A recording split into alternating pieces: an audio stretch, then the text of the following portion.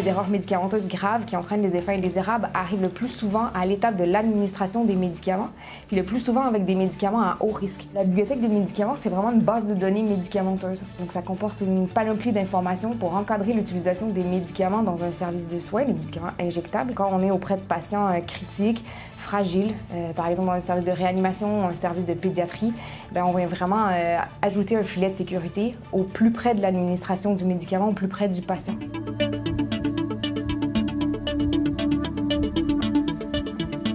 Quand on a la chance d'avoir des appareils de perfusion médicamenteuse qui sont connectés à ce dossier patient, on vient automatiser une partie de la traçabilité.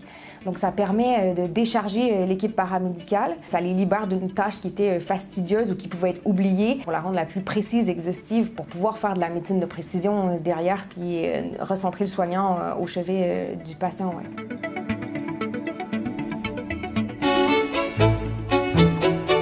C'est un moyen qui nous permet effectivement d'être au plus près du juste soin. Si on n'a pas l'information des médicaments, il est impossible d'avoir une compréhension et une interprétation correcte de ce qu'on observe sur ces paramètres physiologiques si on les regarde seuls. Des dispositifs médicaux existent aujourd'hui.